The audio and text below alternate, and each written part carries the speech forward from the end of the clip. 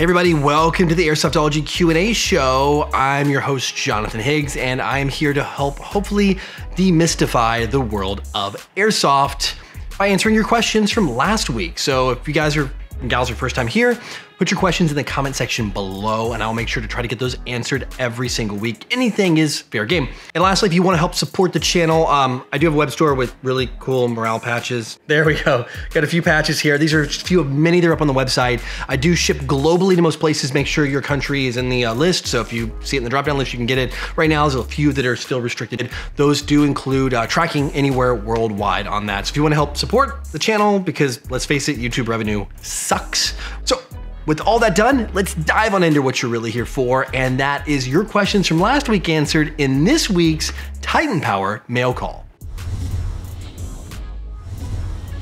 Anonymous person writes, hey Jonathan, I was wondering if a magazine feed lips on pistols can be made out of metal. I've had several break on me already. There seems to be a lot of parts and gas blowbacks that are designed to fail. So on a gas blowback pistol, you've got the magazine, and it's these, let's see if I can get the thing to focus for me.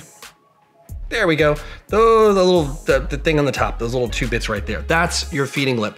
And on pretty much every single airsoft gun, those are gonna be made of plastic. The reason is because when this goes up inside, what you're not gonna be able to see because the lighting in here is there's a air nozzle, like, I don't know, maybe you can see it if I can get the light. Just, there we go, that little shiny little bit right in there. That is the part that actually scoops up the BB. The BB kind of nests all nicely against that, and then the air, the gas, fires against the BB after it pushes the BB into the hop-up chamber when the slide goes forward like that. So that comes across here. There's a little notch on the bottom of that, picks up the BB as it goes through and does it. If this was made of metal, this piece would break. That piece inside of here would break. If some guns I've seen people do, they are made of metal. Part of that's made of metal, or even all of it. Most of the time they are plastic. Sometimes they have, like, the very tip is made of metal, but most of the time they're plastic. You want plastic on plastic due to wear and tear. There's a reason for that. There's no scam here or whatever. What does suck is when you drop this on the ground, your magazine, and it goes this way, the chance of you cracking these things is pretty high. Normally though, the replacement is not that difficult. It's like usually one like hammer out pin. There's a little pin here. You can kind of tap it out and replace that piece. Sometimes there's two, but I think the most of there's like just one pin or two pins you can like hammer through, replace that component. A lot of companies will sell you the spare parts, or you can find third-party ones out there that will do the same. Those are the solutions instead of having to buy a whole magazine. Soundwave writes, how bad is cooldown on a gas blowback rifle? I would like one in the future and was considering HPA tapping a drum mag, but then that defeats some of the fun of the gas blowback by losing the need to reload already the first round. The good news is the cooldown on a gas blowback rifle in Airsoft is more pronounced in the magazine than it is in the body of the gun. So when you're looking at cooldown issues, typically your magazine has that cooldown issue first. You gotta let those get back to ambient room temperature before you can really use them again effectively at their full power level. So if you don't know, the magazine gets cold, basically. You shoot it, you do a mag dump, let's say full auto, you dump all 30 rounds or 60 rounds or however many are in the gas blowback rifle magazine, and the gas leaving that magazine causes it to get cold. I mean, very cold. That expansion, the gas leaving, changing from liquid to gas state, it gets super cold. And these magazines are like icy, and you gotta wait for them to warm back up. That's why gas blowback rifles using compressed gas, like green gas, don't really fare too well in colder temperatures. Like in the wintertime, they're just not effective. In comes HPA. You don't have the cooldown issue, and that solves a lot of the problems. Using HPA, you're not gonna have a massive problem with cooldown, but you will still have a cooldown issue inside of the system. But I think it should be usable. If you're not mag dumping, if you just wanna use that drum mag and just have it so you're still taking those semi-auto shots, you're moving, you're playing, and you don't wanna have to deal with mag changes, then it's no problem. I think as long as you're not just going ham on the trigger, you shouldn't have a major issue. Between games, if they're short games, you'll be able to like kind of deal with the cooldown issue, right? It's not a problem, like no problem there. Anything inside like the frost, any kind of frost that may develop on the valve systems, the floating valves and things that are inside of the GBBR, like the bolt system, should kind of resolve themselves or get back to ambient temperature between games. Now, if you're full auto mag dumping, yeah, you're gonna have some issues. I mean, that's just gonna be it. And if you're looking for full auto and you're wanting that capacity, I would say look at an AEG if you want recoil. That's something that's important to you. Look at something like what PTS has with their recoil engine, or KWA. KWA actually, the parent company Ekai, OEMs the PTS's stuff. So those are all good solutions if you want something with the recoil kit. I think that's gonna give you that kick if that's what you were looking for, and still give you the full auto option to use a regular magazine and get the high round count if that's what you're shooting for. Otherwise, yeah, I mean, it's inevitable. You can't deal with it. There's only so much you can do. I know you can use different compressed gases, things like that could help minimize and mitigate the cooldown, but eventually you're gonna run into it. No matter what you do, it's gonna get cold. It's just the pressure change situation and things like that. And you'll have to deal with some sort of cooldown. David Ball writes, hey Jonathan, question, do laser boresighters work in airsoft guns for zeroing sights? Now, if you're not familiar with what a laser boresighter is, it's actually just like a laser pointer, right? And there's certain adapters or sizes, things you can put on them, and they fit down into the gun. Now, for an AEG, it's just not possible. There's no way to get that into the bore the way the hop-up chamber's made.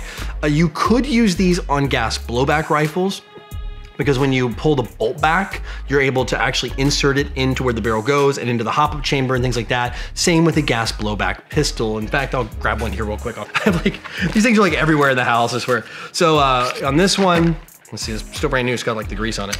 So what you would do is it would go kind of in here, try to get the light, probably can't see it, but it would go down into the barrel. So you would actually put the boresighter kind of down in there. On the rifle, you do it that way. I mean, technically it could fit. I mean, yeah, you would have to use one for a 22 caliber is what you would want to go with, because 22 is going to be the closest thing to an airsoft, which is 6mm. 22 calibers, a little bit over 5.5 millimeters in size. So it's gonna be the closest one, but it's not gonna lock in tight. And when you put it in there, you do have the hop-up bucking in the way, and it's not perfect size for the bore. So basically, it'll be close, but close doesn't cut it when it comes to sighting in something. You're gonna want perfection. And as far as I know, no one's making a 6mm adapter for these. But like I said, even with that, you'd have to make sure your hop-up's turned all the way off, because you don't want that in there, because that hop-up bucking that presses down could adjust the angle just slightly of that laser, and then it might be a little off, and then you're not targeting in. And to be honest, it's airsoft, right? So when you're shooting, you can see the BB travel in the air, which is something you can't do when you're sighting in a real gun. So we don't really need a laser boresighter in this case. I mean, you can definitely set up even a piece of paper, just draw a big X on it if you don't have targets.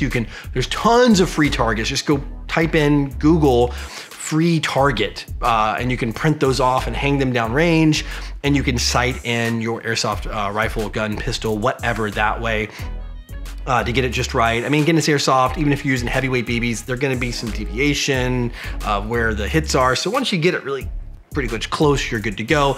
I mean, obviously you're talking about sniper rifles, then yeah, you're gonna be able to do a bit better job there. But there's only a few. Like I said, gas blowbacks are really your only choice. You can't do it with an AEG. So all in all, not really a way to do the laser bore sighting method, but yeah, you can just mean it's white BBs, right? We can sight these things in a much more efficient way than you can with something that's traveling at a high velocity and isn't white like a bullet, and you can't see it.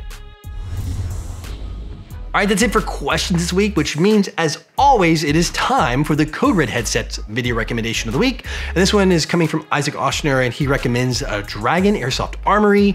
And they said this channel has been improving its production quality and getting better. And I was like, all right, well, I'll give it a shot. I'll give it a look. And I always check the channels you guys and gals recommend. I go through all the questions and look through all of them. And I'm like, oh, there's some good ones. And I saw this and I was like, okay, but the narration and the voiceover and the time, he's got it.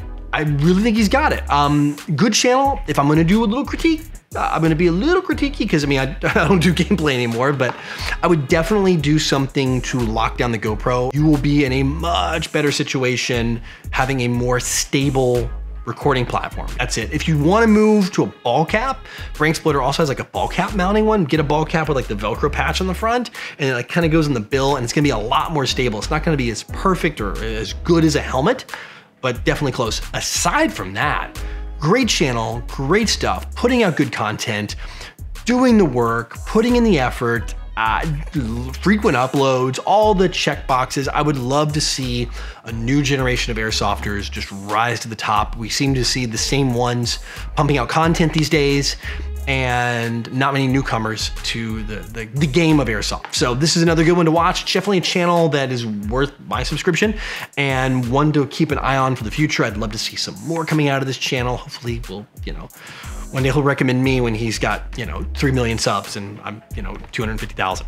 So it'd be super cool to see that. Anyway, go check out the channel. As always, a link would have popped up here in the top right-hand corner, or down in the description box below. I always put that, plus timestamps for all the video if you want to jump around. I know YouTube's got that new thing on the timeline underneath the video where it shows like each of the sections. I've been trying to do the timestamps down there so you can jump to the questions you're looking for and things like that. Also, don't forget, love to have you support the channel through some cool patches, like sayings and John Wick, pit bulls and tactical corgis. I've got like 16, 17, 18 designs right now. And if it's holiday, if you're watching this during holiday season 2020, I'm still doing the buy 2 patches, get one of the holiday corgis. I have a Rudolph the reindeer corgi, Rudolph corgi, that will be included free in your order. Just add it to the cart. I actually have instructions on there, like add this to the cart, and it will take the price right off. It'll, like, when you put it in the cart and you go to the cart to check out, you'll see like minus the price. So it'll be like in there, it's like slashed through. So you're not gonna pay for it, it's just free. So that gives you a free patch